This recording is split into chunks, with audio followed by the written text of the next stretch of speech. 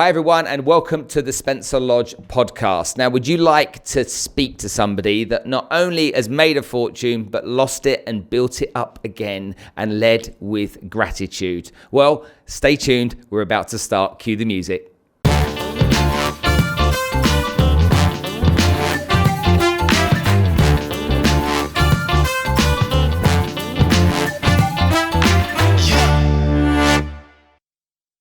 Right, so today's guest, you know what? I've been following this guy for a long time, okay, and I really want to share with you a couple of little bits and pieces about him, because what happened about 4 months ago is that I listened to something that he said, and it was all about saying the word thank you.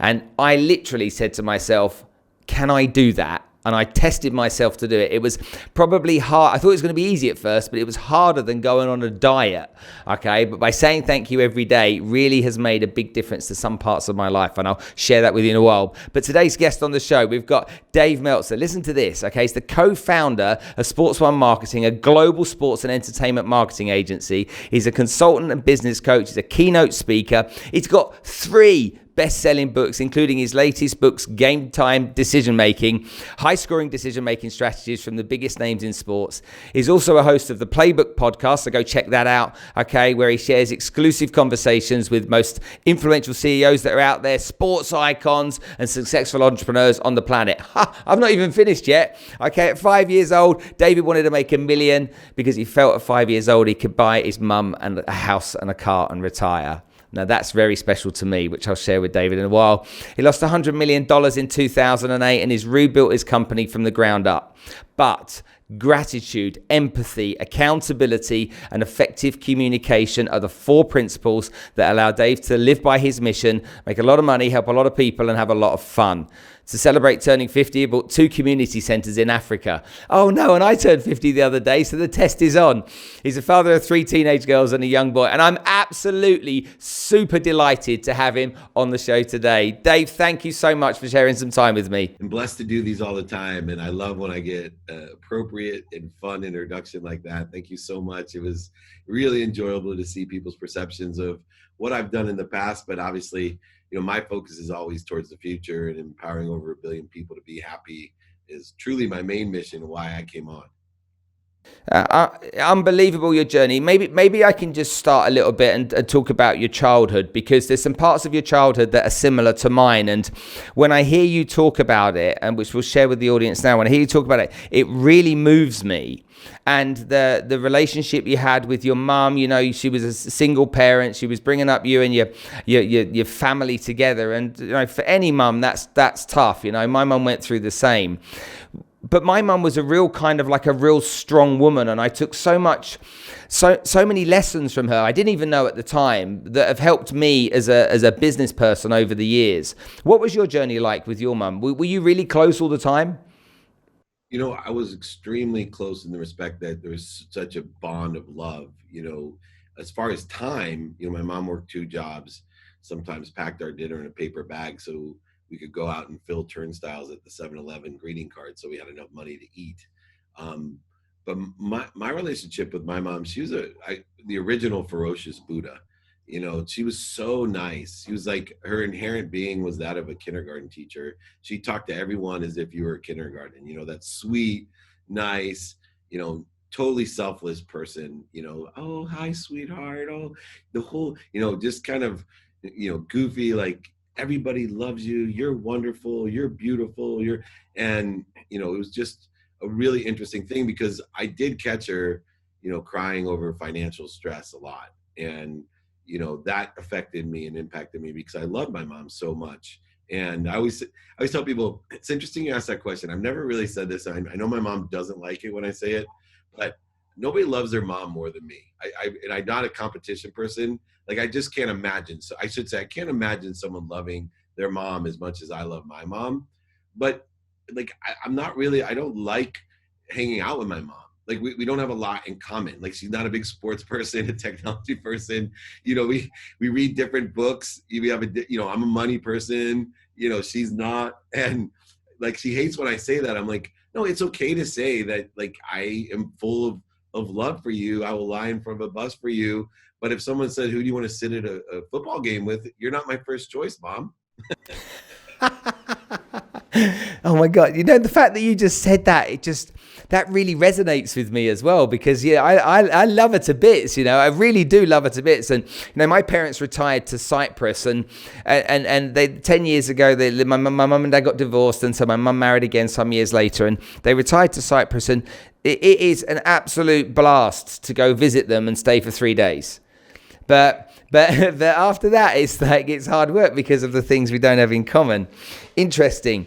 So your mum struggled. Tell me about your relationship with your dad. So my dad, that relationship's so interesting because at 5 years old, my dad was my hero. Back in the 70s, he wasn't a very supportive father. He was into his own problems and, made money, married a very young girl. But I looked up to him until I was 10. And then he made a really bad mistake. And one of the guilt of having a great mom, you'll understand this. I'm sure this will resonate. When your mom sacrifices everything for you and never tells you, but just does it and you witness it, and I'm sitting there, the biggest guilt I have is I used to sit in that car and tell my mom, why can't you be more like dad? And meanwhile, he's not supporting us. All the reasons we're poor, it was like my cousin asking me, how come you don't ever pay for anything? I'm like, because I'm poor. I'm not cheap, I'm poor. And so, I used to tell my mom, why can't you be more like dad? But at 10, my dad forgot my birthday. And that wasn't such a bad thing that he forgot it. It was what he explained to me why. And he said to me, he didn't forget my birthday. He lied to me and said, I don't believe in birthdays. He was so insecure and he was so lost in his ego. He's a compulsive gambler. He had a lot of issues that he had to work through, his lessons, I say. And when he said that, I immediately knew my dad was a liar. He was a cheater, like my mom told me later in life, a manipulator, a back-end seller, an overseller. And I went from adoring my father, the hero, to making him my zero. It was a complete detachment. I didn't need it in my life. And I became, a real mama's boy. And it changed, though, because my dad, in some respects, saved my life. And was the first person ever to stand up to me when I was 30 and a multimillionaire. He was the first person to tell me the truth. Wow. Gosh. If we weren't on this podcast right now and I was sitting having a cup of coffee with you, there's just so much stuff that I could share that you and I were going, really? The same? Really? Interesting. Okay. So if you don't know me, I'm a sales guy, okay? For all of the businesses that I've got, everything that I've ever done, at my core, I'm a salesperson. And no matter what, I've got to the age of 50 and I still, to this day, know that I love selling more than I love doing most other things within business. And I know that you're a sales guy as well. And, you've got a great background in that. And I love the fact that people seem to shy away or they hide from being salespeople, don't they? They kind of, selling's kind of a dirty word, but it's something I'm incredibly proud of. Are you proud that you're a sales guy? Oh, yeah. I mean, I think selling's everything. It's sharing a vision. It's inspiring people. And as long as you sell with value, and I hadn't always sold with value, right? I'm born like you. We're called eagles, right? We were born salesmen. We could sell ice to Eskimos. And, since we were little, I'm sure you were talking people into things like me.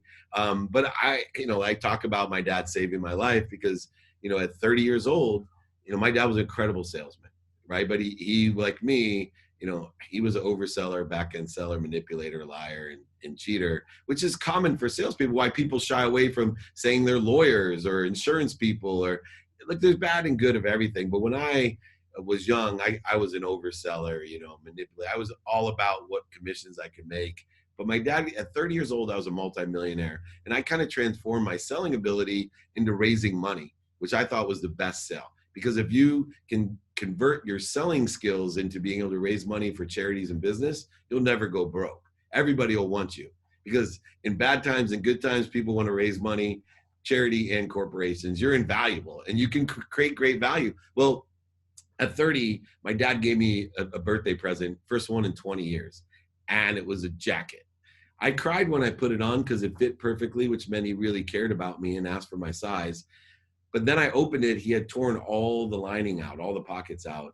And I called him so furious. My wife's looking at me. We were just newly married. I married my dream girl. I was under the auspice that money buys love and happiness. And, everything I did in my life as a multimillionaire, money, I bought my mom that house and the car 9 months out of law school. I made millions in Silicon Valley. I, ran the first smartphone division, in the world, the first smartphone. I was running at, 30, unbelievable money.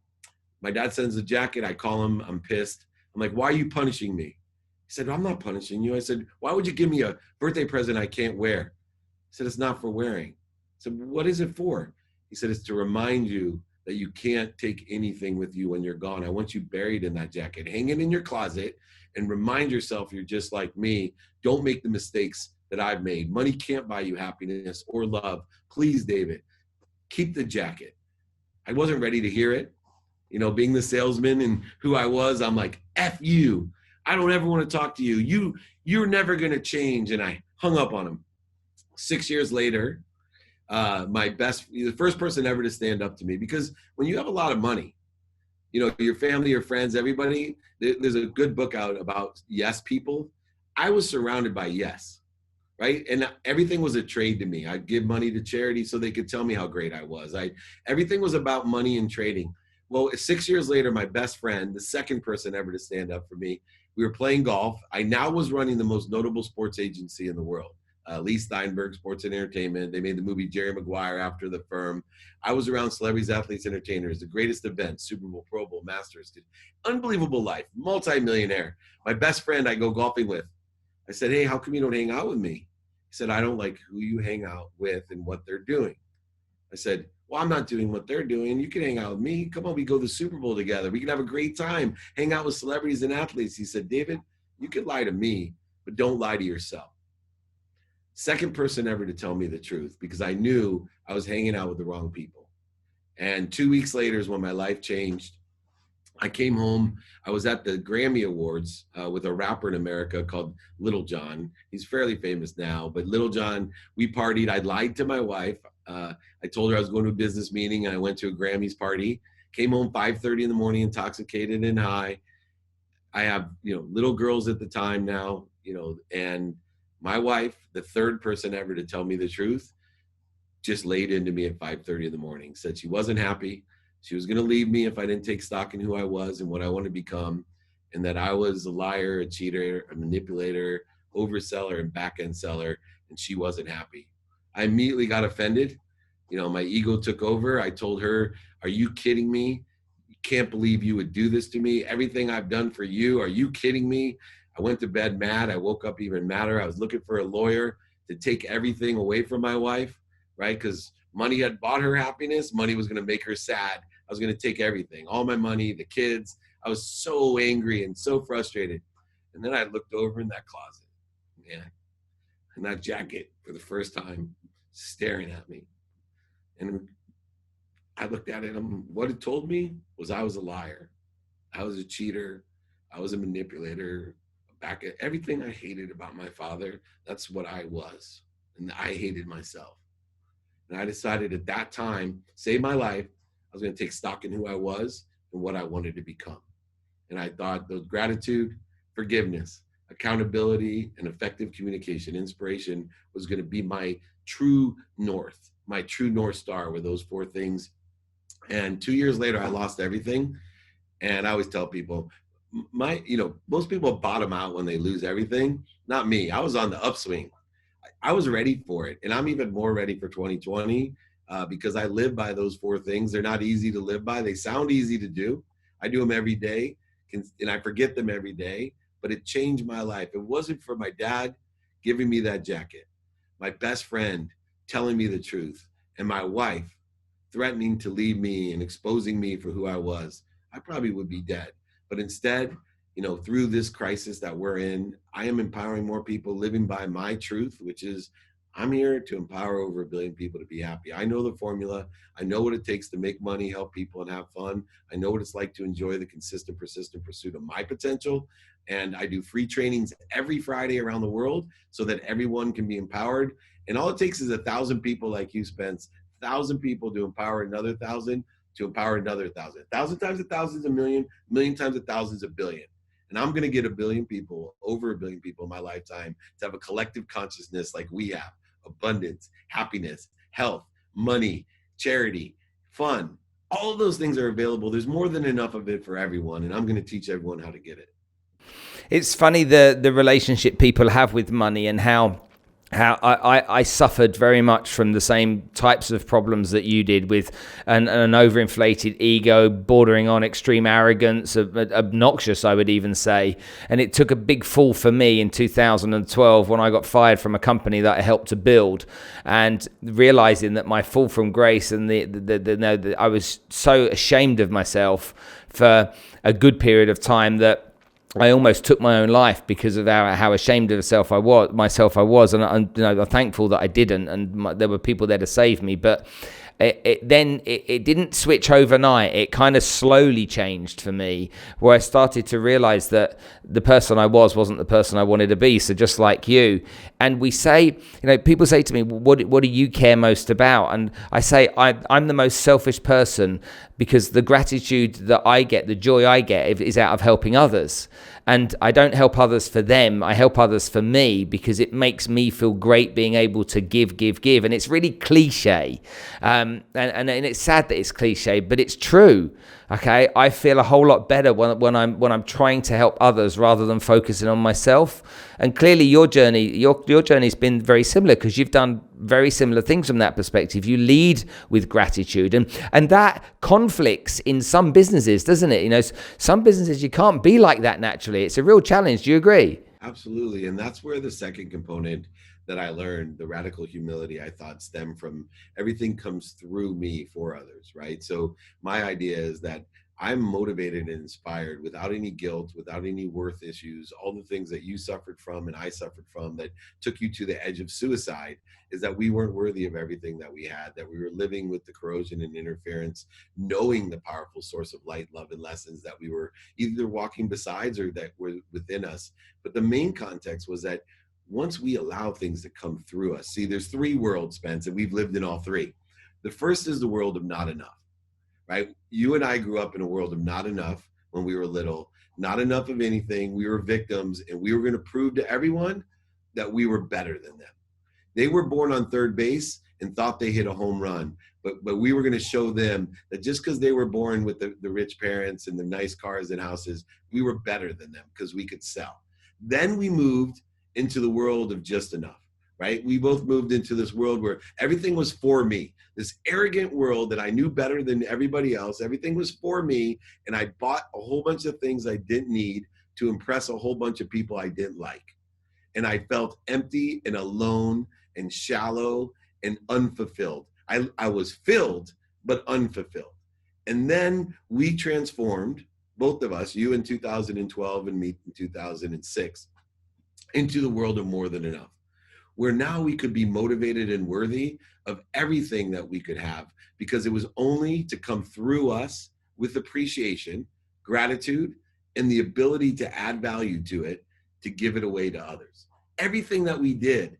Now, the next component in your journey that you may have already started is, for me, the biggest one, where radical humility took place, not only in receiving with appreciation for others, but asking for help to receive, to live in a world of enough, to realize that I'm helping other people and giving them an opportunity with a new thermostat, not a thermostat of my bank account, but the thermostat of emotions and feelings and kindness and positivity and happiness.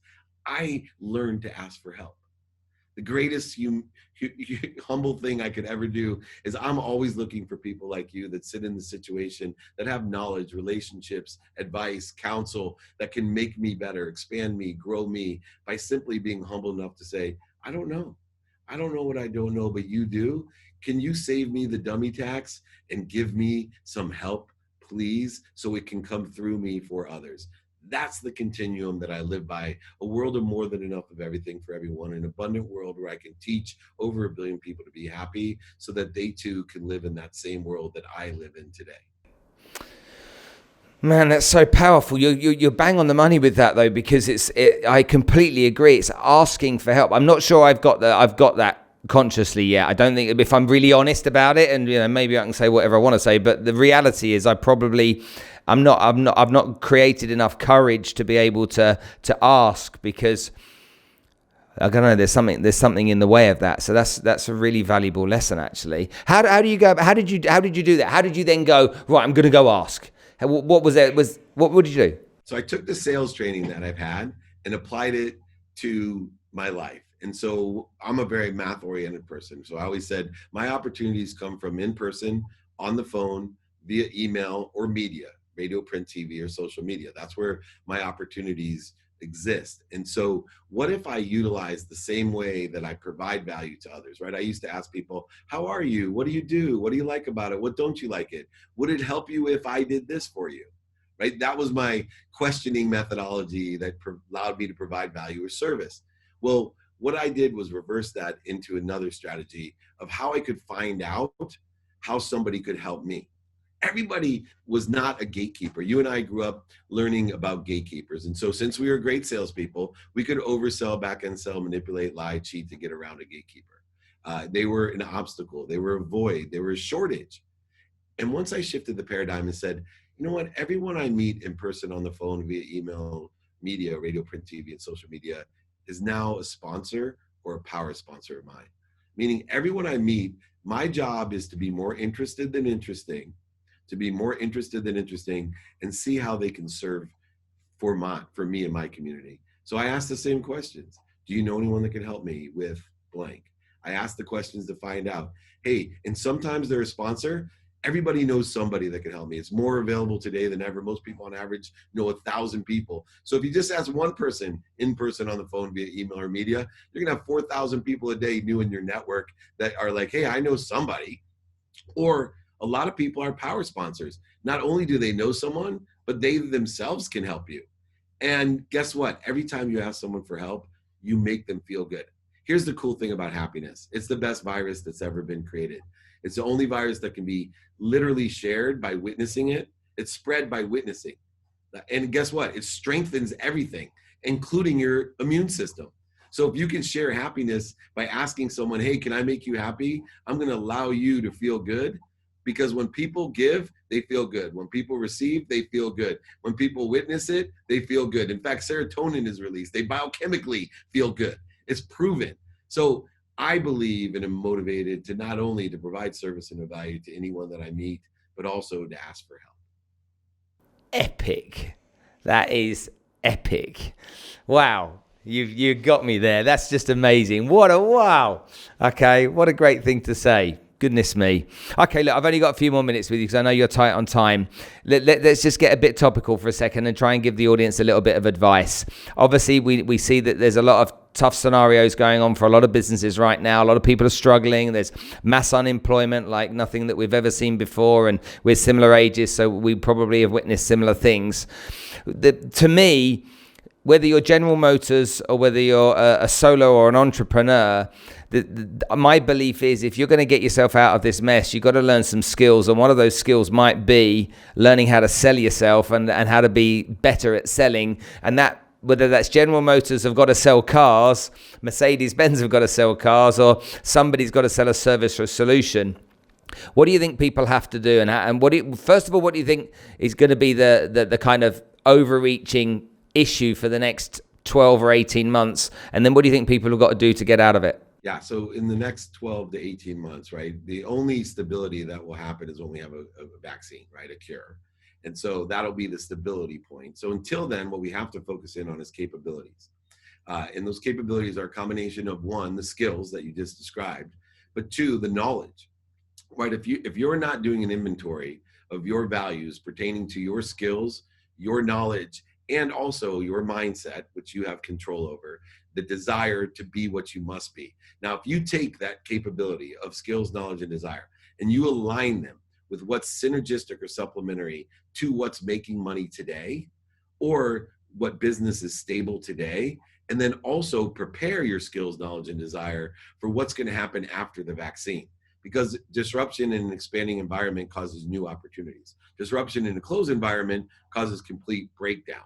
We're an expansive environment, right? The universe expands. So there's going to be huge opportunities. So if you get laser focused on controlling your mindset, exploring and pursuing new skills and enhancing the ones that you have, as well as knowledge, and you take those capabilities and find which ones are synergistic or supplementary to the companies that are making money today, or companies that are stable today, and or prepare for the ones that will be after the vaccine in the future, you are going to not only exponentially grow. But accelerate in your own personal objectives. You will manifest or attract exactly what you want rapidly and accurately. And it's very mathematical and pragmatic. Remember, you control 4 things: your mindset, you control your feelings, you control what you say and what you hear, and you control what you do. Too many people are listening to the wrong things. They have the wrong mindset, they have the wrong feelings, and they're doing the wrong things.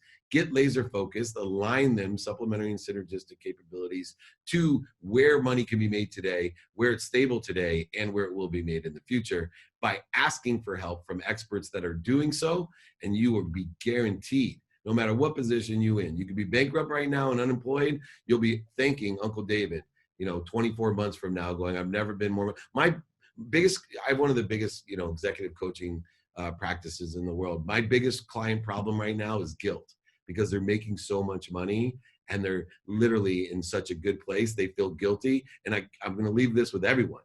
You cannot be poor enough to make anyone rich. Do not feel guilty for doing well. You can be rich enough to make other people rich. I promise you, very easy when you're rich to make other people rich. But when you're poor, you cannot make anybody rich. So you can't be sick enough to make them well either. So take care of yourself and allow things to come through you for others, using those capabilities and asking for help as well.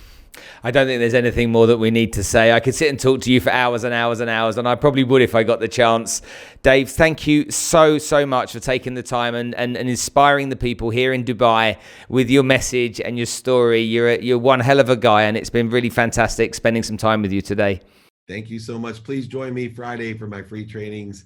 Everybody can reach me, dmeltzer.com/training, or just email me at david@dmeltzer.com. Thank you. Just tell me just one last thing. What time is that on a Friday? 11, it's recorded too, but 11 a.m. Pacific time. So it would be recorded. You can get the replay and free guides. I give my book for free as well. I don't charge for anything. I'm on a mission. I'd love to get all of Dubai to be happy as well. We're going to change the world through happiness.